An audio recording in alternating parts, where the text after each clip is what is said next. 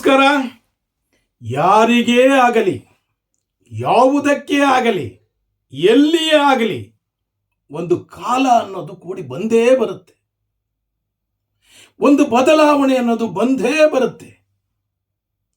ಆ ಬದಲಾವಣೆಯನ್ನ ನಾವು ಬಯಸಿದ್ರೂ ಬರುತ್ತೆ, ನಾವು ಬಯಸಲಿಲ್ಲ ಅಂದ್ರೂ ಬರುತ್ತೆ. ಸ್ನೇಹಿತರೆ, ಕಾಂಗ್ರೆಸ್ ಹೈಕಮಾಂಡ್ ಬಯಸದ ಸಿದ್ದರಾಮಯ್ಯ, ಸಿಎಂ ಸಿದ್ದರಾಮಯ್ಯನವರು ಬಯಸದ ಡಿ.ಕೆ. ಶಿವಕುಮಾರ್ ಅವರು ಬಯಸುವ ಕಾಲ ಸನ್ನಿಹಿತವಾಗ್ಬಿಟ್ಟಿದೆ. ಏನು ಬದಲಾವಣೆ? ಯಾಕೆ ಬದಲಾವಣೆ? ಯಾರ ಬದಲಾವಣೆ? ಸ್ನೇಹಿತರೆ, ಹೈಕಮಾಂಡ್ ಈ 1.5 ವರ್ಷದಿಂದ ಯಾವ ವಿಚಾರ ಪ್ರಸ್ತಾಪ ಆಗಬಾರ್ದು ಅಂತ ಯೋಚನೆ ಮಾಡ್ತಿತ್ತು, ಆ ವಿಷಯದ ಪ್ರಸ್ತಾಪನೆ ಆಗ್ತಾ ಇದೆ. ಯಾರು ಈ ವಿಚಾರವನ್ನ ಪ್ರಸ್ತಾಪನೆ ಮಾಡಬಾರ್ದು, ಅಪ್ರಸ್ತುತ ಅಂತಿದ್ರಲ್ಲ, ಆ ವಿಚಾರ ಈಗ ಪ್ರಸ್ತುತಕ್ಕೆ ಬಂದ್ಬಿಟ್ಟಿದೆ. ಅಪ್ರಸ್ತುತ ವಿಚಾರವನ್ನ ಈಗ ಪ್ರಸ್ತುತ ವಿಚಾರವನ್ನಾಗಿ ಮಾಡ್ತಾ ಇದ್ದಾರೆ. ಇದಕ್ಕೆ ಕಾರಣ ಏನು? ಸಿಎಂ ಸಿದ್ದರಾಮಯ್ಯನವರು ಒಂದು ತೀರ್ಮಾನವನ್ನ ಕಡಾಖಂಡಿತವಾಗಿ ತಗೊಂಡಿದ್ದಾರೆ. ಒಂದು ತಂತ್ರವನ್ನ ಮಾಡಿದ್ದಾರೆ. ಅದಕ್ಕೆ ಒಂದು ಡೆಡ್ ಲೈನ್ ಅನ್ನು ಫಿಕ್ಸ್ ಮಾಡಿಬಿಟ್ಟಿದ್ದಾರೆ. ಅದೇ ರೀತಿ ಅಮೆರಿಕದಲ್ಲಿರುವಂತಹ ಡಿ.ಸಿ.ಎಂ. ಶಿವಕುಮಾರ್ ಅವರು ತಂತ್ರಕ್ಕೆ ಪ್ರತಿತಂತ್ರವನ್ನ ಹೂಡಿದ್ದಾರೆ. ಪಟ್ಟಿಗೆ ಪ್ರತಿಪಟ್ಟನ್ನು ಹಾಕ್ತಾ ಇದ್ದಾರೆ. ಹಾಗೂ ಕೌಂಟರ್ ಪ್ಲಾನ್ ಅನ್ನು ಮಾಡ್ತಾ ಇದ್ದಾರೆ. Counter attack. ಈ ಎಲ್ಲ ವಿಚಾರಗಳನ್ನ ನಾನು ನಿಮಗೆ ತಿಳಿಸಬೇಕು ಅಂತ ಬಂದಿದ್ದೇನೆ. ನಾನು Prajakeeya Srinivas Belur. Welcome to Prajakeeya news. ಸ್ನೇಹಿತರೆ, ನೀವಿನ್ನೂ ನನ್ನ ಯೂಟ್ಯೂಬ್ ಚಾನಲ್ಗೆ ಸಬ್ಸ್ಕ್ರೈಬ್ ಆಗಿಲ್ಲ ಅಂದ್ರೆ ದಯಮಾಡಿ ಸಬ್ಸ್ಕ್ರೈಬ್ ಆಗಿ. ಹಾಗೂ ಈ ವಿಡಿಯೋ ವೆರಿ ಇಂಟ್ರೆಸ್ಟಿಂಗ್ ವಿಡಿಯೋ, ಹಾಗಾಗಿ ಸಂಪೂರ್ಣವಾಗಿ ನೋಡಿ. ಸ್ನೇಹಿತರೆ, ಕರ್ನಾಟಕ ಅಂದ್ರೆ ಈಗ ಕಾಂಗ್ರೆಸ್ ಪಕ್ಷ. ಯಾಕಪ್ಪ ಅಂತ ಹೇಳಿದ್ರೆ 2 ಮದಗಜಗಳು. ಒಂದು ಸಿಎಂ ಸಿದ್ದರಾಮಯ್ಯನವರು, ಇನ್ನೊಂದು ಡಿ.ಕೆ. ಶಿವಕುಮಾರ್ ಅವರು. ಇವರ ಬಲಿಷ್ಠ ಶಕ್ತಿಯ ಮುಂದೆ ರಾಷ್ಟ್ರೀಯ ಭಾರತೀಯ ಜನತಾ ಪಕ್ಷನೇ ಪದರುಗುಟ್ಟೋಗ್ಬಿಟ್ಟಿದೆ. ಈ JDS ಅಸ್ತಿತ್ವಕ್ಕಾಗಿ ಹೋರಾಟ ಮಾಡ್ತಾ ಇದೆ. ಈಗ ಇವರ ಮಧ್ಯೆ ಒಂದು ಸಣ್ಣ, ಅಂದ್ರೆ ನಮಗೆಲ್ಲ ಸಣ್ಣದನ್ಸುತ್ತೆ, ಬಟ್ ರಾಜಕೀಯ ಬಲ್ಲವರಿಗೆ ಇದು ಕ್ಲೈಮ್ಯಾಕ್ಸ್ ಅಂತ ಬಂದ್ಬಿಟ್ಟಿದೆ. ಸ್ನೇಹಿತರೆ, ಸಿದ್ದರಾಮಯ್ಯ ಅಂದ್ರೆ ಹಿಂದುಳಿದ ವರ್ಗದವರ, ಅಲ್ಪಸಂಖ್ಯಾತರ ಧೀಮಂತ ನಾಯಕ. ಅದೇ ಡಿ.ಕೆ. ಶಿವಕುಮಾರ್ ಅಂದ್ರೆ ಒಕ್ಕಲಿಗರ ಬಲಿಷ್ಠ ನಾಯಕ ಹಾಗೂ ಸಂಘಟನಾ ಚತುರ ಹಾಗೂ ಪಕ್ಷದ ಶಿಸ್ತಿನ ಸಿಪಾಯಿ. ಸ್ನೇಹಿತರೆ, ಸಿದ್ದರಾಮಯ್ಯನವರು ಮುತ್ಸಂದಿ ರಾಜಕಾರಣಿ. ಕರ್ನಾಟಕದ ಮಟ್ಟಿಗೆ ಕಾಂಗ್ರೆಸ್ಗೆ ಸೂಪರ್ ಸ್ಟಾರ್ ಅವರೇ. ಇವರನ್ನು ನೋಡಿದ್ರೆ ಹೈಕಮಾಂಡು ಸಹಿತ ಸ್ವಲ್ಪ ಭಯ ಪಡುತ್ತೆ. ಯಾಕಪ್ಪ ಅಂದ್ರೆ ಅಷ್ಟು ಸ್ವಾಭಿಮಾನಿ ಇವರು. ಸ್ವಾಭಿಮಾನಕ್ಕೆ ಒಂದು ಸಣ್ಣ ಪೆಟ್ಟು ಬಿದ್ರೂ ಸಹಿತ ರೊಚ್ಚಿಗೆ ಎದ್ಬಿಡ್ತಾರೆ. ಅದೇ ರೀತಿ ಡಿ.ಕೆ. ಶಿವಕುಮಾರ್ ಅವರು ಪಕ್ಷದ ಹೈಕಮಾಂಡಿನ ಶಿಸ್ತಿನ ಸಿಪಾಯಿ. ಪಕ್ಷಕ್ಕೋಸ್ಕರ ಯಾವ ತ್ಯಾಗಕಾರೂ ಸರಿ. ಅದೇ ರೀತಿ ಪಕ್ಷ ಬಯಸಿದ್ರೆ ಏನ್ ಬೇಕಾದ್ರೂ ಮಾಡಕ್ಕೂ ರೆಡಿ ಇರ್ತಾರೆ. ಈ ಕಡೆ ಸಿದ್ದರಾಮಯ್ಯನವರು ಮುತ್ಸಂದಿ ರಾಜಕಾರಣಿ, ಬಹಳ ಚಾಣಕ್ಯ ರಾಜಕಾರಣಿ. ಏನು ಮಾಡಬೇಕು ಅನ್ನೋದನ್ನ ಬಹಳ ಬುದ್ಧಿವಂತಿಕೆಯಿಂದ ಮಾಡ್ತಾರೆ. ಆದ್ರೆ ಡಿ ಕೆ ಶಿವಕುಮಾರ್ ಹಂಗಲ್ಲ. ಎಷ್ಟೇ ಕಷ್ಟದ ಕೆಲಸ ಆಗ್ಲಿ ಅದನ್ನ ವಹಿಸ್ಕೊಂಡ್ಮೇಲೆ ಬಹಳ ಧೈರ್ಯವಾಗಿ ಮುನ್ನುಗ್ತಾರೆ. ನಂಬರ್ 1. ನಂಬರ್ 2, ಯಾವ್ರನ್ನೇ ಆಗ್ಲಿ, ಯಾರನ್ನೇ ಆಗ್ಲಿ, ಯಾವ ಕೆಲಸನೇ ಆಗ್ಲಿ ಚಾಲೆಂಜ್ ಮಾಡ್ತಾರೆ. ನಂಬರ್ 3, ಡ್ಯಾಶಿಂಗ್ ನೇಚರ್ ಇದೆ, ಎದುರಿಸುವಂತ ಶಕ್ತಿ ಇದೆ.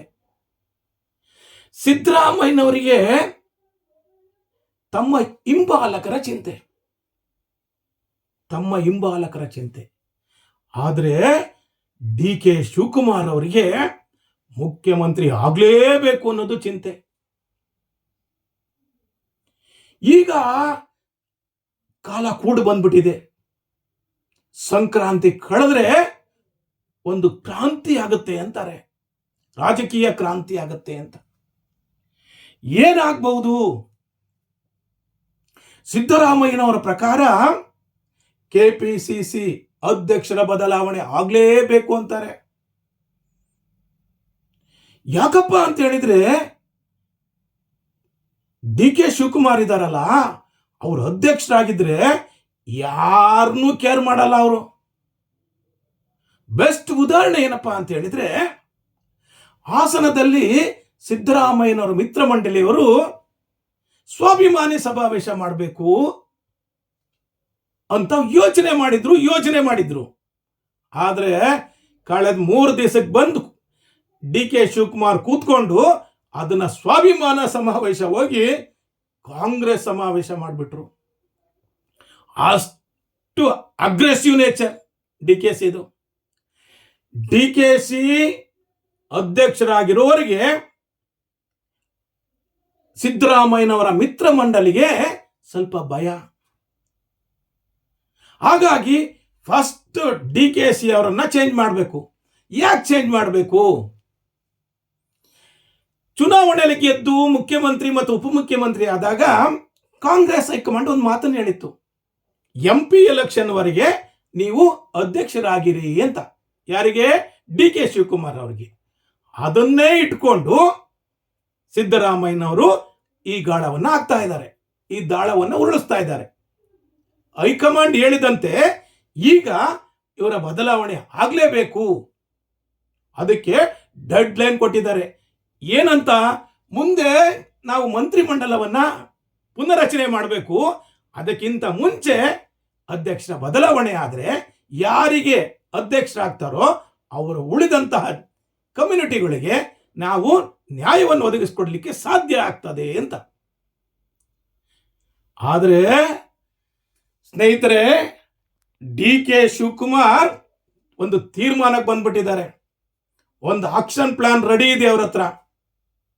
ಅವ್ರು ಏನ್ ಹೇಳ್ತಾರೆ ಅಂತಂದ್ರೆ, ನಾನು ಮುಖ್ಯಮಂತ್ರಿ ಆಗೋವರೆಗೂ ನಾನೇ KPCC ಅಧ್ಯಕ್ಷನಾಗಿರ್ತೀನಿ, ಇಲ್ಲ ಅಂದ್ರೆ ನಾನು ಹೇಳ್ದವರಿಗೆ KPCC ಪ್ರೆಸಿಡೆಂಟ್ ಮಾಡಬೇಕು. ಮಾಡ್ತೀರಾ, KPCCನೂ ಬದಲಾವಣೆ ಮಾಡಿ, ಸಚಿವ ಸಂಪುಟನೂ ವಿಸ್ತರಣೆ ಮಾಡಿ, ಅದರ ಜೊತೆಗೆ ಮುಖ್ಯಮಂತ್ರಿಗಳನ್ನು ಸಹಿತ ಬದಲಾವಣೆ ಮಾಡಿಬಿಡಿ ಅಂತ ಹೈಕಮಾಂಡ್ನ ಸುರ್ಜೇವಾಲಾ ಅವರವರಿಗೆ ನೇರವಾಗಿ ಖಡಕ್ ಸಂದೇಶವನ್ನು ಕಳಿಸಿದ್ದಾರೆ. ಈಗ ಈ ಯುದ್ಧ ಇತ್ತಲ್ಲ, ಮತಗಜಗಳ ಹೋರಾಟ ಒಂದು ಪೀಕ್ ಲೆವೆಲ್ ಬಂದ್ಬಿಟ್ಟಿದೆ. ಕ್ಲೈಮ್ಯಾಕ್ಸ್ ಲೆವೆಲ್ ಅಂತಾರಲ್ಲ ಅದು. ಈಗ ಗಜಗಳಿದ್ದು ಈಗ ಮದವೇರಿದ ಗಜಗಳಾಗ್ಬಿಟ್ಟಿದ್ದಾವೆ. ಯಾವುದೇ ತ್ಯಾಗಕ್ಕೂ ಯಾವುದೇ ಹೋರಾಟಕ್ಕೂ ಇಬ್ರು ಸಿದ್ಧರಾಗ್ಬಿಟ್ಟಿದ್ದಾರೆ. ಈ ವಿಚಾರ ಹೈಕಮಾಂಡು ತಲ್ಲಣಗೊಳ್ತಾ ಇದೆ. ಕರ್ನಾಟಕ ಕಾಂಗ್ರೆಸ್ ಬುಡನೆ ಅಳ್ಳಾಡೋಗ್ತಾ ಇದೆ. ಏನ್ ಆಗುತ್ತೆ ಅನ್ನೋದು ಬಹಳ ದೊಡ್ಡ ಆಲೋಚನೆ. ಸ್ನೇಹಿತರೆ, ಇವರು ಪ್ಲಾನ್ ಆಗಿದೆ ಅಂತಂದ್ರೆ, ಈಗ 6 ತಿಂಗಳ ಹಿಂದೆನೆ ಸತೀಶ್ ಜಾರಕಿಹೊಳಿ ಅವರು ಒಂದು 40 ಜನ ನನ್ನೊಟ್ಟಿಗೆ ಇದ್ದಾರೆ ಅಂತ ಕೇಂದ್ರ ಮಂತ್ರಿ ಜೊತೆ ಮಾತುಕತೆ ಆಡಿದ್ದಾರೆ. ಅಂದ್ರೆ HD ಕುಮಾರಸ್ವಾಮಿ ಅವ್ರ ಜೊತೆ ಮಾತುಕತೆ ಆಡಿದ್ದಾರೆ. ಒಂದು ಸಂದೇಶವನ್ನು ಹೈಕಮಾಂಡ್ಗೆ ಪಾಸ್ ಮಾಡಿದ್ದಾರೆ. ನೀವೇನಾದ್ರೂ ಸಿದ್ದರಾಮಯ್ಯನವರನ್ನ ಮುಟ್ಟಿದ್ರೆ ಅಥವಾ ಟಚ್ ಮಾಡಿದ್ರೆ ನಾವು 40 ಜನ ನಾವು ಬಿಜೆಪಿ ಜೊತೆ ಹೋಗ್ತೀವಿ ಅನ್ನೋ ಸಂದೇಶನೂ ಕೊಟ್ಬಿಟ್ಟಿದ್ದಾರೆ.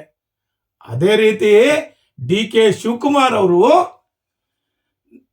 ನಾನು ಬೇರೆಯವ್ರನ್ನ ಆಶ್ರಯಿಸಲ್ಲ, ನಂದೇ ಒಂದು ಟೀಮ್ ಇದೆ ಅಂತ ನೇರವಾಗಿ ಅಮಿತ್ ಶಾ ಅವರನ್ನೇ ಭೇಟಿ ಮಾಡಿದ್ದಾರೆ, ಮೋದಿ ಅವ್ರನ್ನೇ ಭೇಟಿ ಮಾಡಿದ್ದಾರೆ. ಈಗ ಏನು ಆಗ್ತಾ ಇದೆ ಅಂದ್ರೆ ಈಗ ಬಿಜೆಪಿರು ಕಾಯ್ತಾ ಇದ್ದಾರೆ ಯಾವಾಗ ಯಾರು ಬರ್ತಾರೆ ಅಂತ ಪರಿಸ್ಥಿತಿನ ಈಗ ಸಿಚುವೇಶನ್ ಕ್ರಿಯೇಟ್ ಆಗಿದೆ. ಈಗ ಹೇಳಿ, ಸಿದ್ದರಾಮಯ್ಯನವರು ಮಾಡ್ತಿರೋ ಸರಿನಾ? KPCC ಬದಲಾಗಬೇಕಾ? ಮುಖ್ಯಮಂತ್ರಿಗಳು ಬದಲಾಗಬೇಕಾ? ಸಚಿವ ಸಂಪುಟ ಬದಲಾಗಬೇಕಾ? ಯಾರು ಬದಲಾಗಬೇಕು? ನೀವು ತೀರ್ಮಾನ ಮಾಡಿ, ನೀವು ಕಾಮೆಂಟ್ಸ್ ಕೇಳಿ. ಸ್ನೇಹಿತರೆ, ಇದು ಕಾಂಗ್ರೆಸ್ ಪಕ್ಷದ ಅಳುವು ಉಳುವಿನ ಪ್ರಶ್ನೆ. ಇದು ಕ್ಲೈಮ್ಯಾಕ್ಸ್ ಆಗೇ ಆಗುತ್ತೆ. ಏನಾಗುತ್ತೆ ಅನ್ನೋದನ್ನ ಕಾಮೆಂಟ್ಸ್ ಮೂಲಕ ತಿಳಿಸಿ. ಸ್ನೇಹಿತರೆ, ಇಲ್ಲಿವರೆಗೆ ನನ್ನ ಈ ವಿಡಿಯೋ ನೋಡಿದ್ದೀರಾ. ನಿಮಗೆಲ್ಲರಿಗೂ ಶರಣಾರ್ಥಿ ಹಾಗೂ ದಯಮಾಡಿ ಸಬ್ಸ್ಕ್ರೈಬ್ ಆಗಿ.